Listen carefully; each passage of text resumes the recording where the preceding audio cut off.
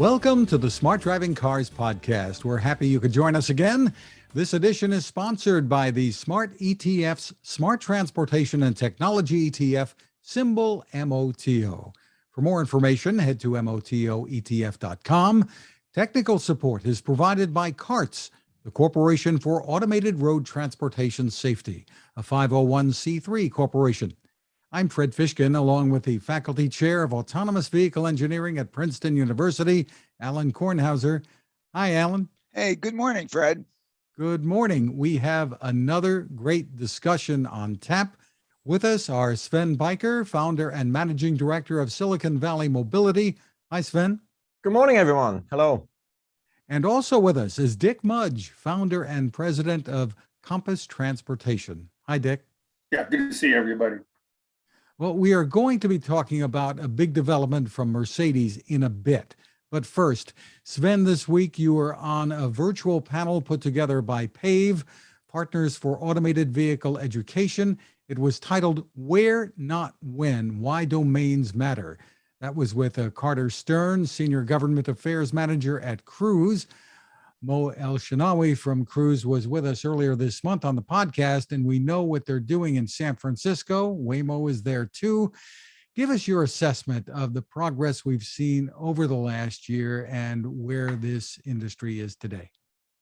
Well, okay. So just over the last year, so we probably should talk about over the last 10 years, I guess, because I would want to trace this back to the point when Waymo basically acknowledged that they were working on their self-driving car program, which actually I think was 2009 already.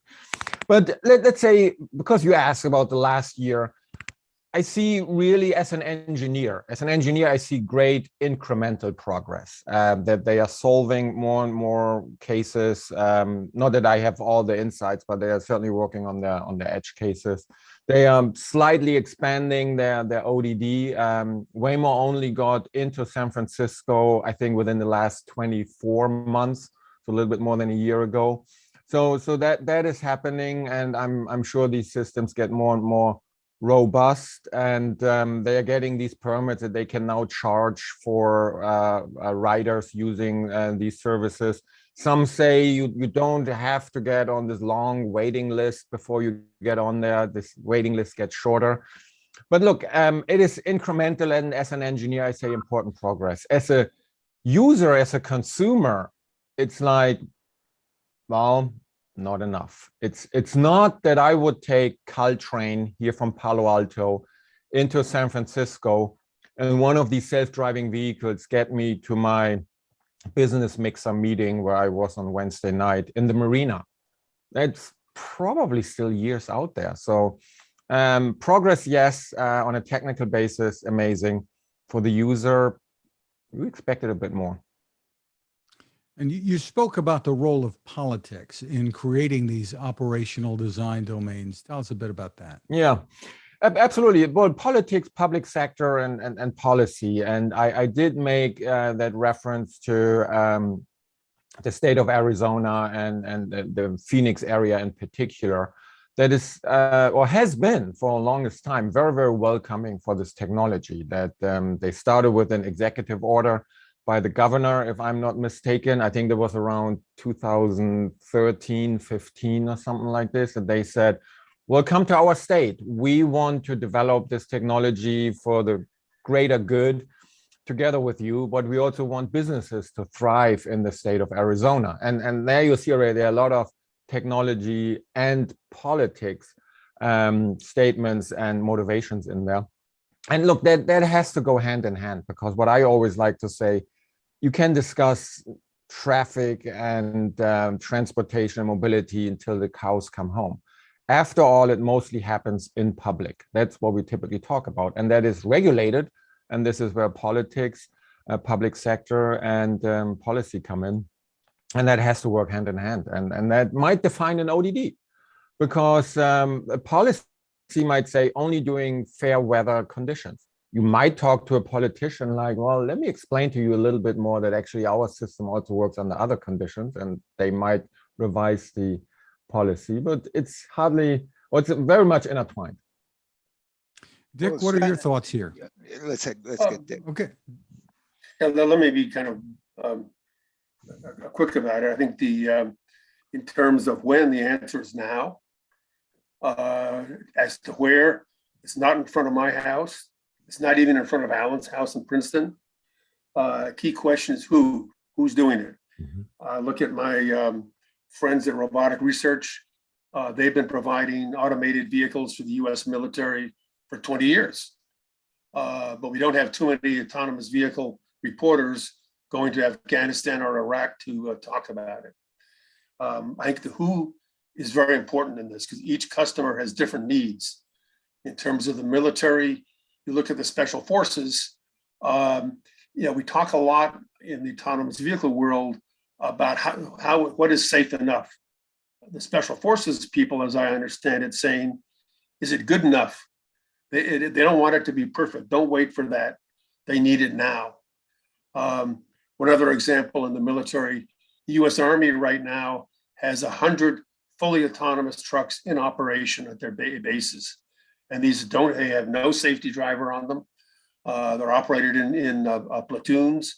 So there may be one driver in it that the military doesn't want to have. They want to have no drivers on most of these vehicles. So that stuff is out there now. It's just not something that everybody sees. There's a lot of other stuff going on in kind of special purpose off-road work. In Australia, they've had autonomous vehicles around the mines for more than 10 years. I know there are a couple of other projects going on now, lumber in Canada on lumber roads. They're about to deploy sand trucks around fracking oil in Texas. Again, it's not something you see in front of your house. And the one thing we do talk a lot about is all these big companies, some of them have gone public, who are doing over-the-road trucking. And they'll have something in 24, maybe 23, according to Aurora. But meanwhile, each of those trucks has to get off the interstate at a distribution center, which means they need to be parked. Again, my friends in Robotic Research are already doing fully autonomous truck parking at major distribution centers. So you have to have that to make the system work. So there's more coming. Again, that's not everybody sees that. In the transit world, it's starting as well on a slow basis. Connecticut will have 3 fully autonomous buses on their bus rapid transit line at Hartford sometime next year. So I think there's a lot of this stuff is happening. It's just not where the public sees it, and it's not where the reporters see it. Alan? Well, I think we've touched and Dick and Sven have touched on a few things. First, as Sven, just to emphasize what Sven said, all of our work here in New Jersey, or all of my work in New Jersey, has been focused on creating, as I call it, a field of dreams, where we do have a welcoming environment. I've wanted New Jersey to be like Arizona, if not better. But really, if the public officials and the public and if the people don't want it, what are we doing? I mean, this is for them. And so you have to have it. And secondly, there used to be the whole thing about, look, what Uber did, they come in, they lawyer up, whatever, or, I'll ask for forgiveness, or, all that sort of thing.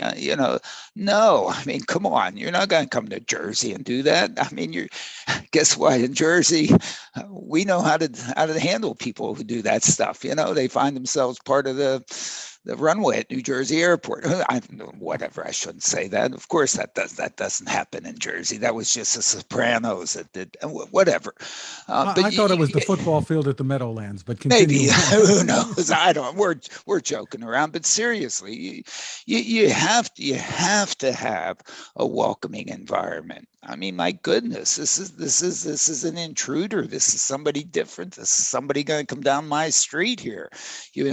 As I like to say, if I don't want it, I'll send my dog Peggy out there. I'll stop for it. I'll run there with my jack it up, put some cinder blocks under it, and steal its wheels. I mean, it'll be done. They're driverless.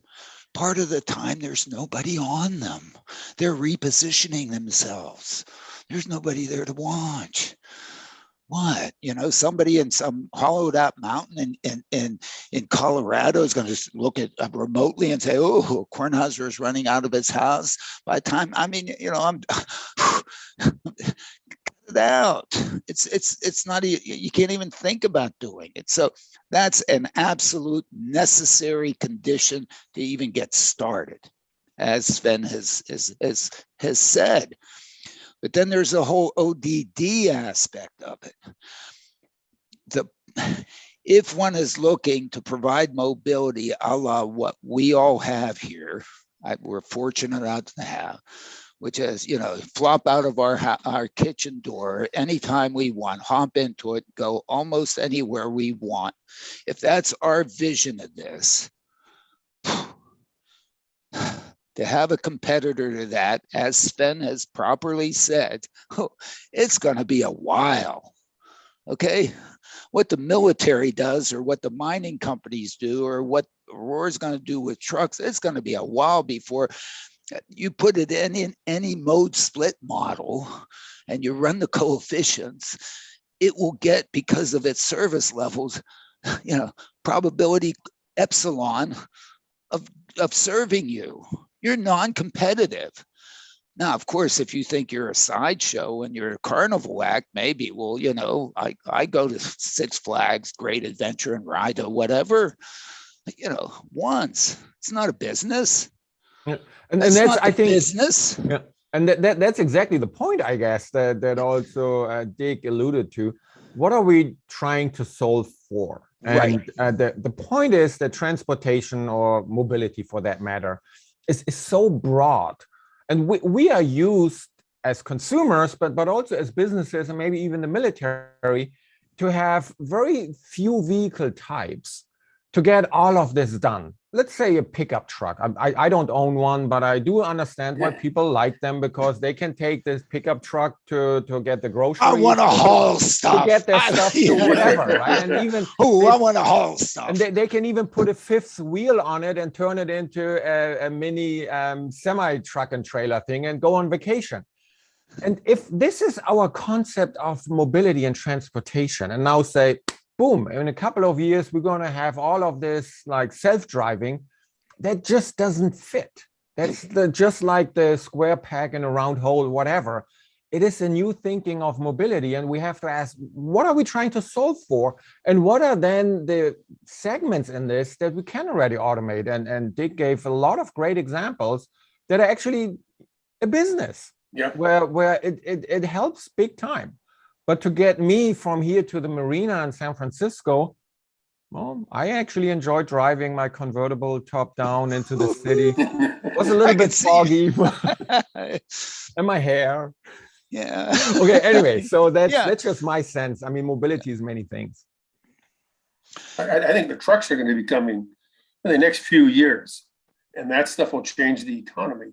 If you can move goods across the country in 2 days, that has a huge impact. That's several years away. Yeah.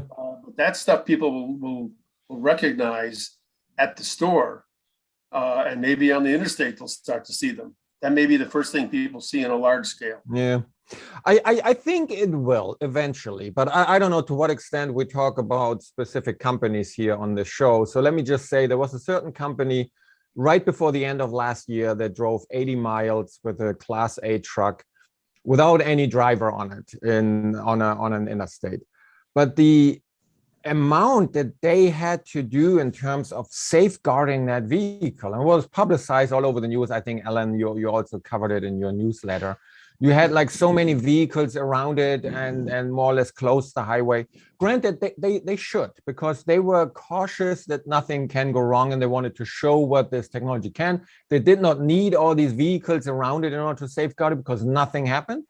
But also it was, again, fair weather conditions. It was really the day when you could also shoot a rocket into outer space because the weather is good. And that's very similar here. I mean, you also don't do these launches of a rocket when it's like, oh, there's actually a hurricane moving into Florida. But transportation you want to have on those days. So Dick, I do hear you with trucks. I think the promises still outweigh the facts a little bit at this point. Within a few years, I'm a little bit doubtful, but I'd like to be convinced that I'm wrong. No, I think the problem, we're still in a place where the hype outweighs reality. But I as an optimist, I can see the point in the next few years. Well, that will not be the case, and it may be more on the trucks. Well, I definitely agree. Trucks first. I mean, if we do these things, which we don't do anymore, is it a truck or a robotaxi? I think we are more advanced than this now in that discussion. But if these are like the antipodes of the spectrum of automated vehicles in public, again, we have already a lot of off-road or out of public applications. But I absolutely agree. Trucks are first for a number of reasons. But let me say, I guess, of course, I like to talk about what I'm trying to do in New Jersey, and of course, I like to try to talk about what I'm trying to do in New Jersey. But what I'm trying to do in New Jersey is really what you both said. One, with respect to goods movement, I of course think Amazon should come here with driverless vehicles and deliver things to my house between midnight and 5 in the morning. Okay, driverlessly. Why? Check. To me, that's the operational design domain.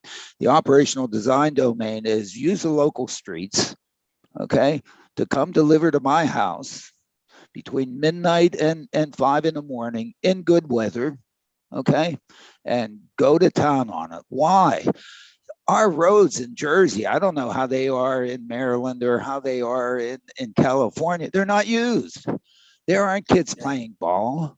The characteristic of the operational design domain is one in which, oh my goodness, go to town, have it. And in fact, you won't have those half of the, you might only be able to deliver half the packages from the Robbinsville distribution center that you could, where you would need a driver. Why? Because the box that I have out front, or who knows what, isn't what to do, what to do, or it's too big, too small, who knows what. But maybe 50% of the stuff that you deliver out of Robbinsville could become at my house driverlessly, okay, between midnight and 5. I think you can do that. And in New Jersey, if you do that, we will welcome you. I think the people are in line to say, oh my goodness, why not use our infrastructure? It's unused then, essentially. Okay. The second thing is with the movement of people. And the focus is, let's give it to people who don't have all the great already things that we have. So it is a lifesaver as opposed to an afterthought. Okay. Really does something for them. And there are pockets of those people that unfortunately exist here in New Jersey. Okay. And it would change their lives. So the why piece is very important. Plus, just do it 350 days a year. We don't want you in New Jersey to do a 365.25. We don't want you to solve the hurricane problem, the fog problem, the snow problem.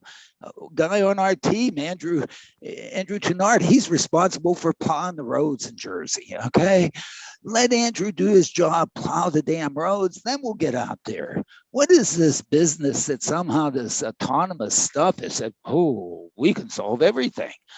Holy hell, you're missing the really important piece that you could do to really change people's lives most of the time. And then as we grow, hey, then maybe you'll get to 360, 364, 365.25. Get out of here. Never. Ridiculous. Anyway, I don't know. Sven, what do you have to say about that? Well, and I think Dick also wants to comment on this, but since you asked me directly, look, I've made the point a few times now that when the pandemic unfolded and basically everybody was sitting at home, nobody on the roads, nobody wanted to just even look at anybody else, and home delivery became the new norm. This would have been prime time for driverless delivery vehicles. it didn't really make it much of a dent in the road in their deployment. I do see some of these delivery vehicles testing their technology around here in Palo Alto, Mountain View. And sure, they're making progress, but they're still a lot using their Toyota Prius, I think is a plural of Prius. And there's still safety drivers in there, which again, as an engineer, I say that's good because they are cautious. They are really being mindful of what they are doing. But if the pandemic was not the time to really deploy this technology, then I don't know what is the time to deploy it. And the fact that it was not deployed tells me, Alain, it's nothing about New Jersey, that they don't want to come to New Jersey. The technology is not there yet. It will be eventually, but not now. I don't know, Dick, what do you think? Let me add one thing. I think we brought some of these problems on ourselves. You look at SAE, and with a level 5, makes it, people talk about you can have a vehicle that will go anywhere, anytime. And then that's the goal. And I don't need that. And I don't even need level 4. I need a vehicle that will take me down to the local grocery store, maybe take me to a meeting in Northern Virginia, and that's it. So I'm with the Special Forces guys. I don't want something perfect. I want something that's good enough for what I need. And we're at and I think it's hard to break through that. Yeah, let's see. But I mean, 2 comments on this. For one, if it's like really driverless delivery vehicles, that's got to be level 4. I guess we can agree on that. Yeah. And really, to Alain's point, which I really appreciate, to really provide mobility to people who are less fortunate than us and who cannot afford maybe their own automobile. But if all these estimates and promises are true, that we get from give or take $1.50 a mile to below 50 cents a mile, that one can provide mobility to those who are less fortunate than us, then that does not sound like a level 3 Mercedes or something like this. It's now just launching. So it's really, again, what are we solving for, and who should really benefit first from these highly automated vehicles? I think the cost that you mentioned, Sven, is very important. If you can get the cost of the vehicle down to, I don't know, 50 cents a mile, some people even talk less than that. Yeah, that's close to being free. If you think about the concept of having free transportation, that changes access to jobs, it changes where you live, it changes the entire economy. And that's where, when I think about the trucks, if you can really move freight across the country in 2 days, that changes everything, and it will stimulate growth like we haven't seen for a long time. Yeah, I agree. And I would speculate the reason why Uber and Lyft, like around 2015, 16, launched their automated driving programs, Uber ATG or Lyft Level 5, probably is exactly this, Dick, that they said, well, an Uber ride costs so much, and actually Uber and Lyft were not really making money off of it. But look, if we don't need to give 50% to pay the driver, then actually our whole ride sharing, ride hailing thing can work. But guess what? They divested this technology. Then that also is for me another data point that it will happen. Absolutely, it will happen, but it'll take longer than expected, and it will look different from what we might expect. That it's not like I get my Uber from here to the airport. That is much more like, I don't know, maybe it's a feeder system into a much better public transportation system, or whatever. I think the important piece in this is that it's definitely going to change mobility big time, but it's not a one-on-one replacement of what mobility has become since the day of horse and carriage or whatever. But Sven, I guess that's been my whole focus with the Trenton Moves. The Trenton Moves is, and it's not just Trenton. There are 100 different places in the U.S. that have the same characteristics. It's places where there's low automobile ownership per household, not because there's a subway there that they don't need it. Hey, Manhattan, you got a subway, you don't need this. But in places like Trenton, which don't have a subway, which the bus system is, they do as best they can, but holy man, you got to pay for a driver, you got to pay union wages, you should pay union wages. The driver should be able to feed their families. They shouldn't have the crap beat out of them. It should be a nice job, and so on and so forth. And the only way to get there is that basically, unfortunately, take a driver, get the driver to do something else and put a computer there. And you put the computer there, then of course our argument has been you put the computer there, then that cost, that labor cost, that piece, there's still labor costs, but that piece of the labor cost that you have to have sitting there waiting the vehicle is gone. So therefore you can park a vehicle in Trenton, a short walk from any place anybody lives, and just have it sit there like, as I say, a little puppy dog waiting to be used. Okay, it doesn't need somebody there that you have to pay union wages, that you should be paying union wages. Now, all of a sudden, I think it becomes affordable, especially because now you have the opportunity for scale. And we know Moore's law, scale, boom, costs go to zero, performance goes to infinity, boom, we're all great, and so on. And you get there. You get there starting there. The key to the Trenton thing is you do kiosk to kiosk. So that the operational design domain spatially is known to the customer, is easily known, is easily accessed. You can't just do ride hailing, okay? Because people are hailing and I want to go to Newark. No, this doesn't go to Newark. It just goes here, okay? Not ODD. You go to an elevator bank in a building, you can only go up so many floors in that building. You don't expect to go to the building next door up 30 more flights. I mean, come on. I mean, it's obvious. You start there and you provide mobility. But Alain, why is it? What you described, not the elevator, but like the puppy dog automated vehicle that's sitting there in Trenton and waiting to get a rider. Why is that not happening? Is it because I these can't get them companies to come here? are not getting that Trenton is the best place in the world to do it? Or is it that I can't get them to pay attention to me? They don't know. They all say, no, I want to go to Abu Dhabi, where the rich guys are, who don't give a damn, who's going to take this as a joke, who's going to be able to take a selfie and say, hey, look, mom, come on, they're not serious. Look, I'm just embarrassing the industry. It's terrible. Where does Aurora go with Toyota? To Texas. Come on.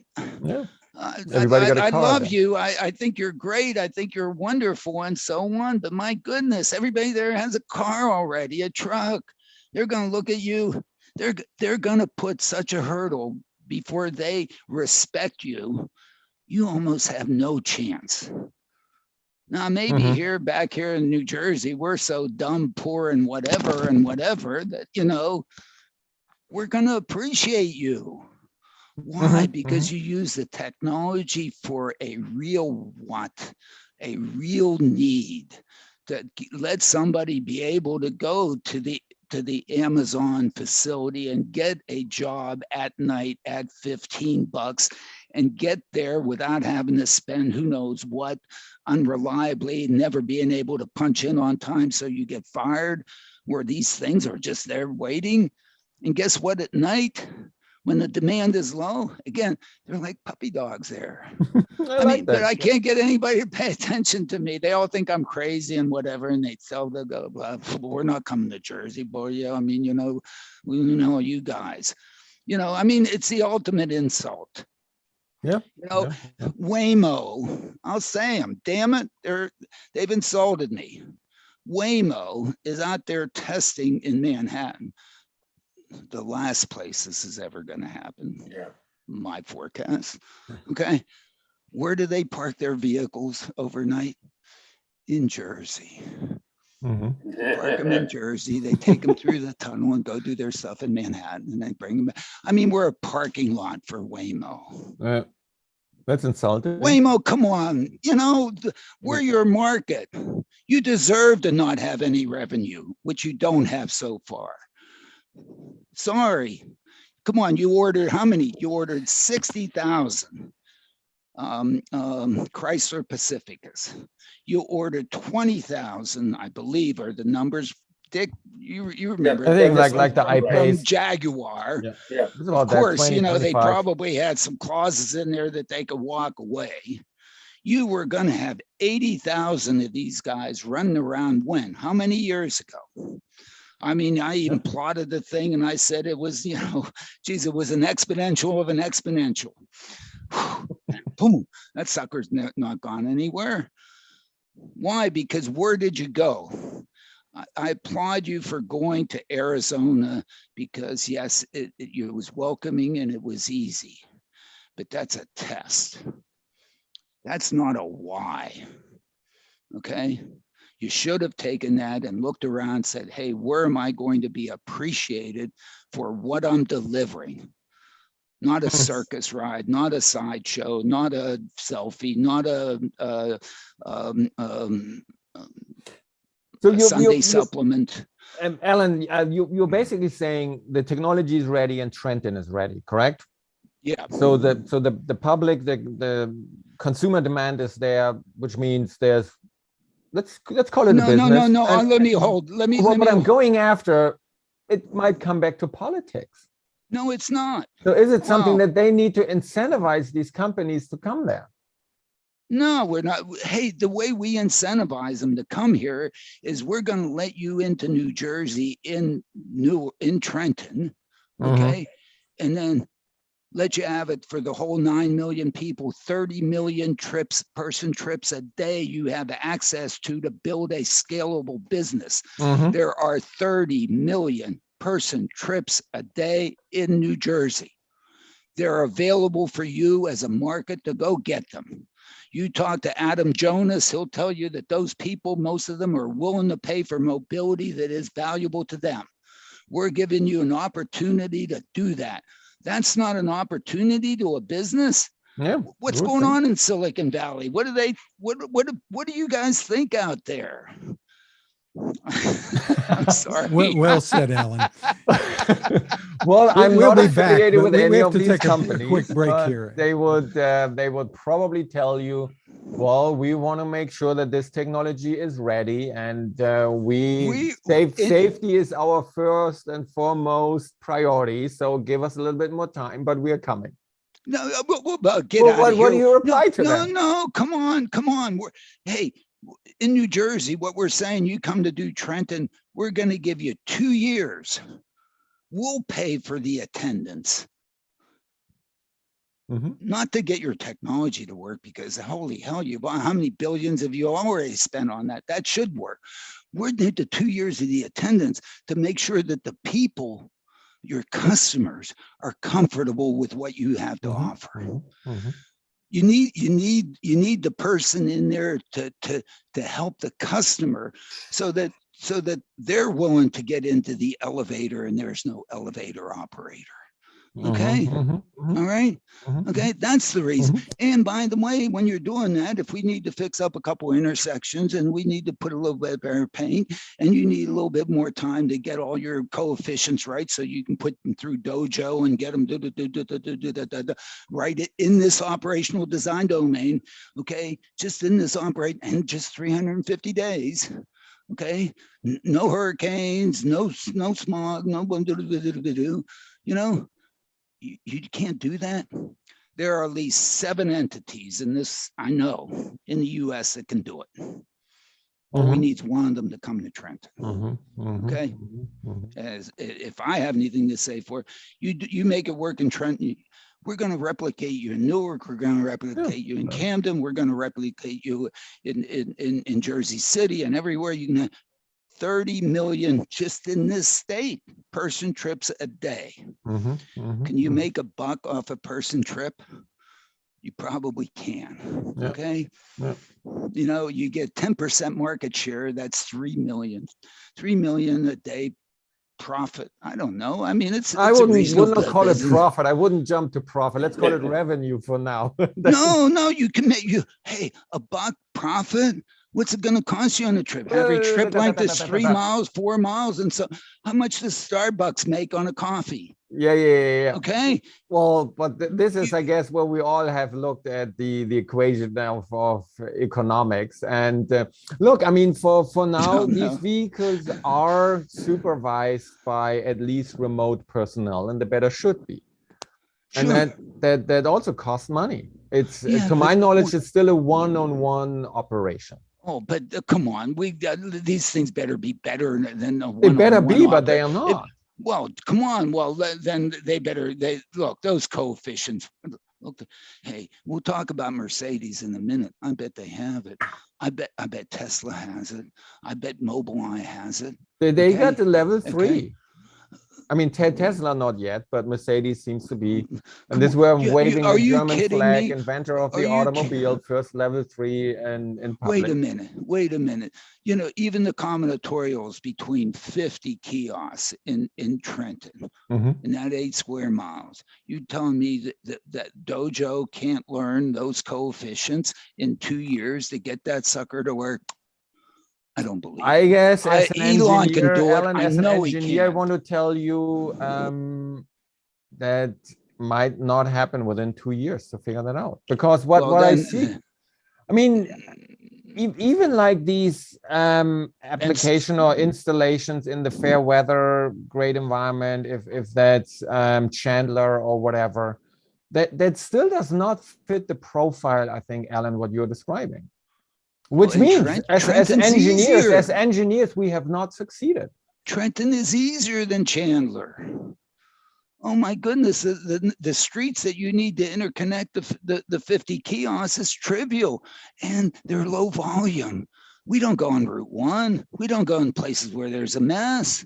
You don't have to if you're dealing just with people moving around. Well, but hold on, Chandler. I have not been to Trenton in 15 years, but probably has not changed. But Chandler is a very, very predictable lay of the land, like checkerboard and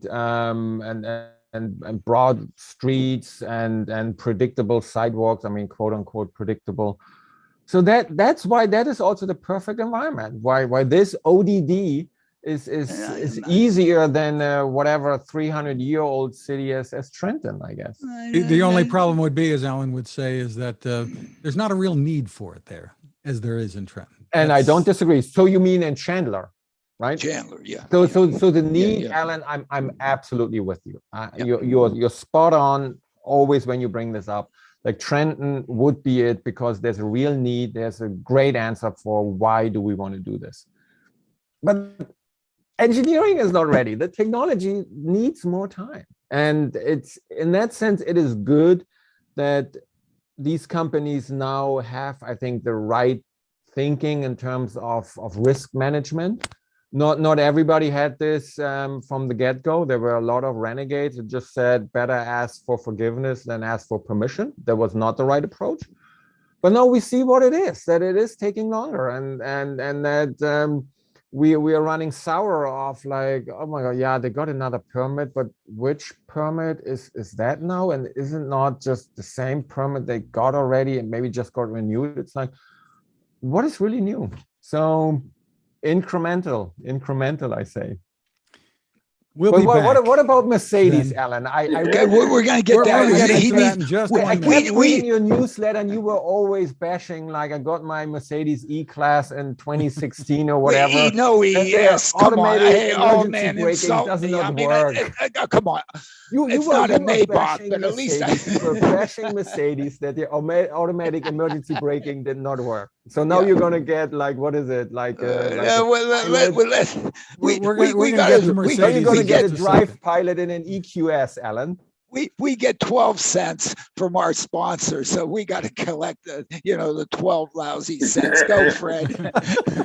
We'll be back, but this is a good time to remind you about our sponsor, the Smart ETFs, Smart Transportation and Technology ETF, symbol MOTO. To get more info, head to motoetf.com. On the website, look for a white paper. It's called The Smart Transportation Revolution. It's under the Insights and News tab. Some great information there to help you make informed decisions about investing. You probably know that ETFs can be a smart way to spread risk with investments, maybe focus on a particular category of stocks. The website again is motoetf.com. We are back with more of Smart Driving Cars. What fun. And our guests, Sven Beiker from Silicon Valley Mobility and Dick Mudge from Compass Transportation. Here we go with Mercedes. Alain Road and Track has an article out with the headline, Mercedes Drive Pilot beats Tesla Autopilot by taking legal responsibility. It says Mercedes will accept full legal responsibility for the vehicle whenever Drive Pilot is active. The automaker hopes to offer the system in the U.S. by the end of 2022. This sounds like a pretty big deal.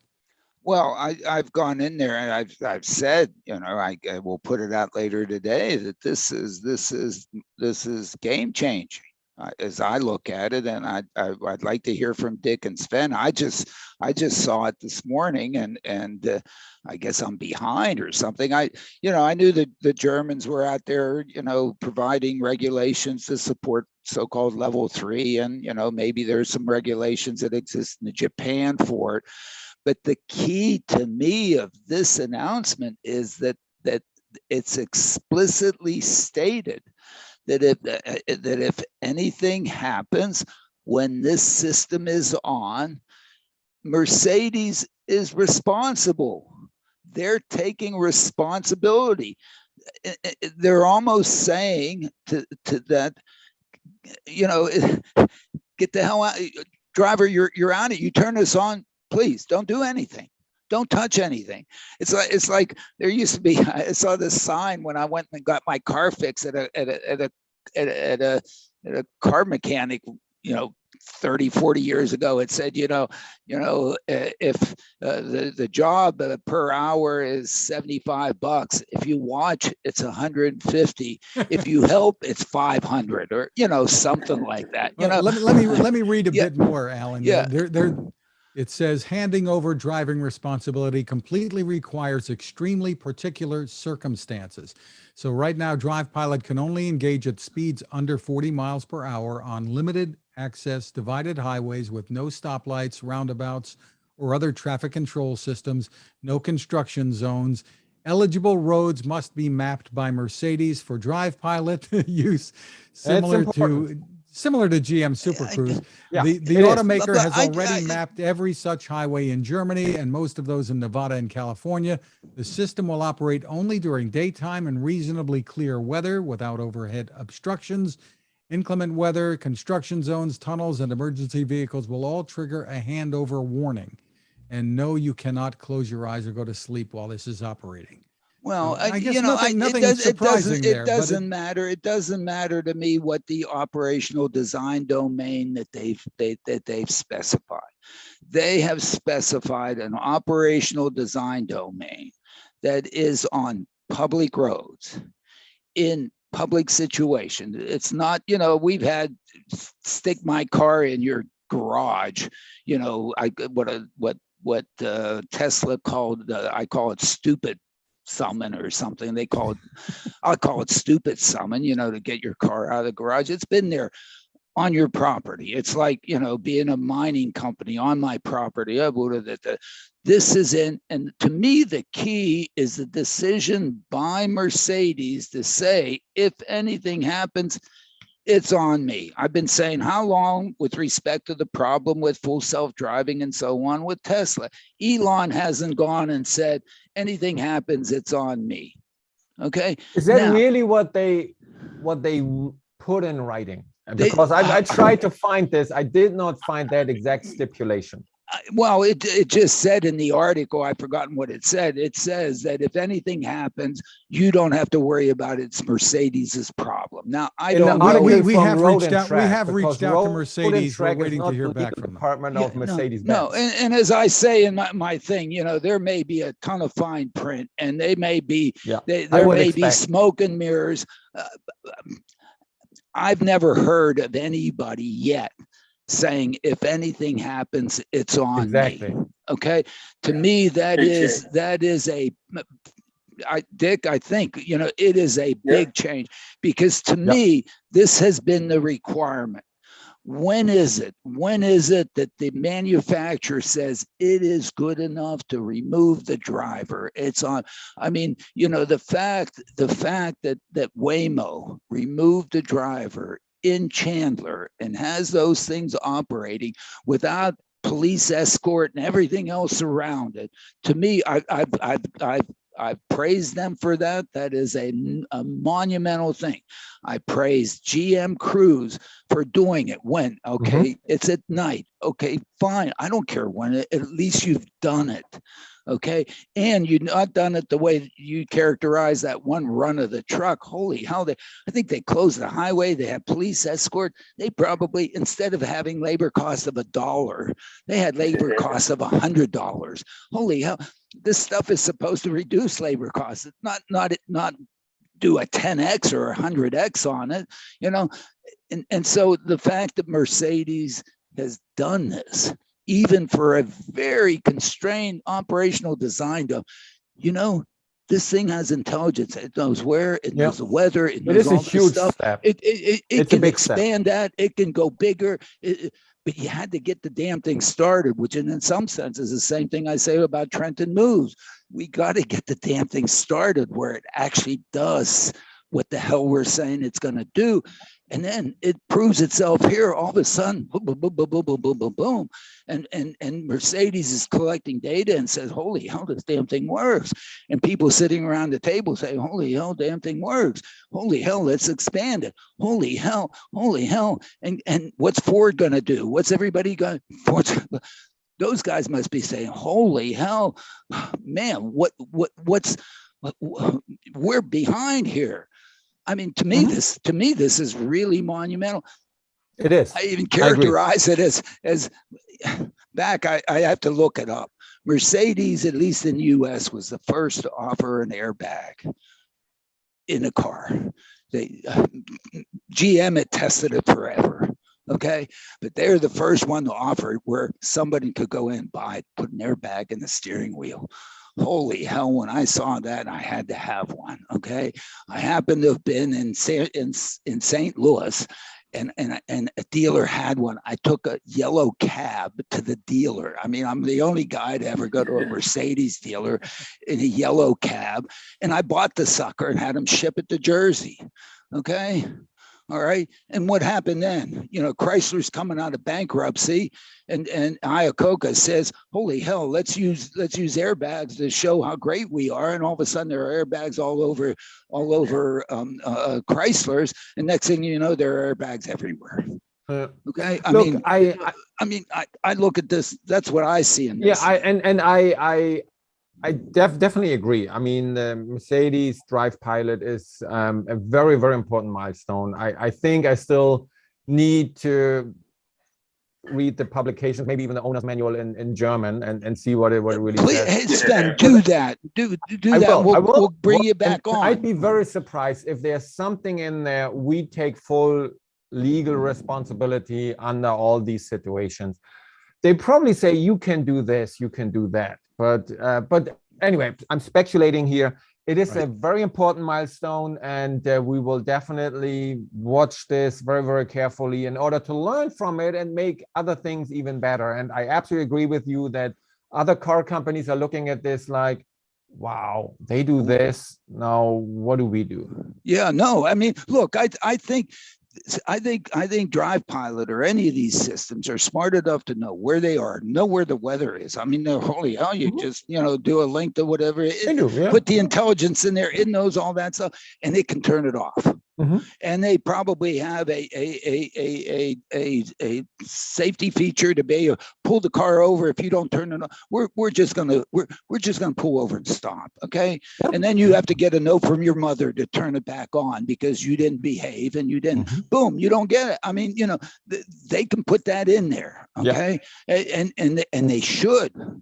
They Yes. should. Otherwise, they have the Elon problem with Teslas. I mean, some goofball doing what so that they can get 15 seconds of fame. What to do the Exactly. crapola. Yeah. But boy, accepting that responsibility. Look at how it changes their business model.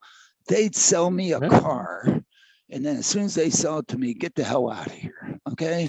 So Bring it in for yeah. we're not going to be responsible for that car, for that product as you use it. I mean, it's holy. I mean, it's monumental. We shall see. It does remind me of Audi's A8.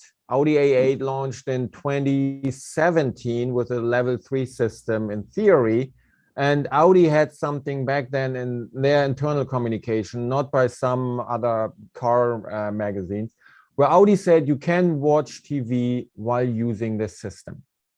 Problem was that system never really got enabled to the extent it was promised, because also a company very cautious of launching a technology like this. So now it seems to be Mercedes in a similar position, but actually really launching it. So to my understanding, Drive Pilot is enabled on the highways in Germany and coming to the US later this year. So will be very exciting. We've invited them to join us and have a chat about it, and we're looking forward to hearing back from them. Hopefully, I'll tune in. Yep. It's amazing. Some other headlines to turn to quickly. Bloomberg has a report in its technology hyperdrive section that says Ford creates unit to develop autonomous vehicles and new technology. They're talking about Ford Next. The company's stake in Argo AI and the Ford autonomous vehicles venture are under that umbrella. Ford Next will post financial results in Ford's earnings reports next year, they're saying too. You've got this in the newsletter, Alain. Yeah, sure. Okay. I mean, and when they see what's above them in the newsletter, they're going to say, oh, boy, do we have work to do. And boy, we better get ourselves organized, because guess what? The barrier to entry now has just been raised, and damn it, we're going to be left behind. Yeah, go for it, Ford. You better. Yep. You mentioned this one already, Alan. Toyota and Aurora are launching an autonomous ride-hailing test in Dallas-Fort Worth area. Those are tests. They do have safety drivers on board, which they're labeling it as a test, so that they should. Yeah, but they should bring it to Jersey. Come on, come to New Jersey. Look, we're a better market than Texas, really. Cut it out. And look, if you're worried about the weather, as I said, 350. I don't know. If you only want to do 330, we'll take 330, okay? 330, there are only 365 days a year. Look, you're at 80% of the days. From Electric, Tesla spends the most R&D and least in advertising per car sold. I guess it's not a surprise if you pay attention. I've never seen a Tesla ad. Yeah, they don't do that at all. They don't do that. I mean, Elon is so good. He's like Trump, man. They just wanted, as I say, the New York Times has the lead of Trump and Elon already, and they want to use it as much as they can anywhere on their front page, and they just reuse it every day, and it just shows up. I mean, brilliant. Why should they spend the advertising? I hate advertising anyway. But a key part of that story too is that they're spending the most on R&D. Absolutely. Yeah, because among those companies that were compared in this study, they are still the smallest manufacturer. Even kudos to them, they are now close to 1 million vehicles a year. But if you spread all R&D among fewer vehicles, granted, they only have, like, if you call it 4 models, or actually it's more like 2 models. That is also different. But hey, I mean, it's a technology-wise, very, very advanced product. They better spend a lot of R&D on it. Yeah, and Dick owns one, so we got to, make sure Dick's car and it's over the air updated, man. Dick wants to have his car improve, right, Dick? That's great, and I've not run into anything yet either. Yeah, so there you go. Yeah. Next story, Uber will be including yellow cabs in New York City in its app. Apparently, it ends a rivalry, and seen in the city at least. Pretty big story. I have no idea. Okay. All I know is, earlier this week I was in Manhattan. I rode in the cab and it said in the back of the cab, we don't do surge pricing. Okay. But look, it's an interesting thing Okay. how these business models are evolving, and that's certainly from shared mobility as well. We did have in a way the opposite, that taxi apps actually got ride hailing in them. So My Taxi, which is now Share Now or something like this, I think in Europe, was in a way the reverse. And now if Uber is also integrating taxis, I do think, I'm not exactly sure that Didi in China has always brought together taxis and They car have. sharing, ride hailing, and all of that. Look, it's about creating a platform that is as big as possible. So however you want to get there, you have one app and it's all in there. So that's happening. It's all business model innovation or disruption, I guess. But we need Dick to jump in on this thing just a hair, because we need an economist on this one. There is an aspect of New York City taxis that has it as a utility. That the thought is that having it as a utility in which there is public oversight in terms of the volume and the pricing is an important part of its integration into society. Okay. I don't know what having Uber comes in does to that. Medallions were worth something. Why? Because there was a limit in the number of cabs in New York. Why? Because if you didn't limit the number of cabs in New York, every Tom, Dick, and Harry might come out there when they got nothing better to do and put a cab out there, and it would be like chaos. And all of a sudden, it's a rush to the bottom. Okay. And the fact that the pricing of Uber and Lyft is done by Uber and Lyft with no regulation except for some minimal taxes that they have to pay, then goes in with this issue. And I don't know where any of this goes. I'm just throwing it up there because this article doesn't talk about it, but I'm telling you, I'm going to get Matt Doss on here. Matt used to run the New York City Taxi and Limousine Commission. Maybe Fred will get him on next week, and have Matt come in and tell us what the hell's going on with this, because Sven, we're missing it, and Dick, we're missing a couple of details on this one. Yeah, probably. I think the fine print is obviously very important. I'm assuming they're doing this because of lack of labor.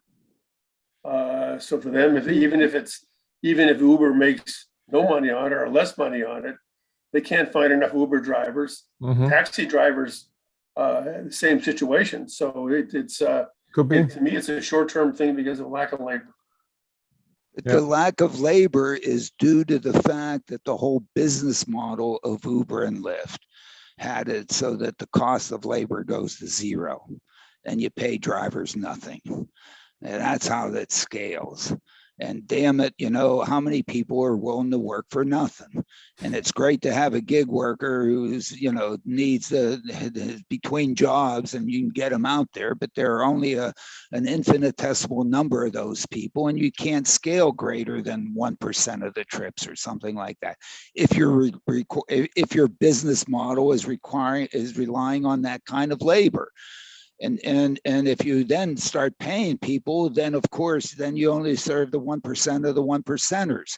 And so that, how many of them are there, and they'd prefer to take their VTOL, SPTOL, WETOL, or GTOL. Sorry. There's a labor shortage problem nationwide. So I think this is starting to change the Uber and Lyft business model. And I don't know whether how long that'll be around. Right now, you can't find workers for restaurants or whatever else. We couldn't do that at the turn of the 19th century into the 20th century either. And guess what? We increase immigration.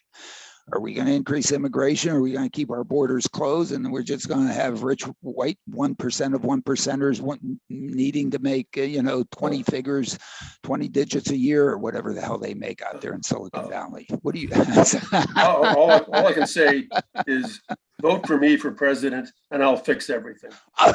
Dick, I'm Mudge, surprised you want to be. Holy, can you imagine how for- tough that job is? No, thank Yeah. you. Okay. Big 2024. Dick, One 2020. last story, Alan. Jalopnik You just has a announced report. it, Alan, and He just announced. announced it. That's right. Jalopnik has a report, Alan, headlined, remote pod operator would solve one of the biggest problems with autonomous last mile deliveries. You got a couple of things to say about this in the newsletter. Horse poop. I don't believe it.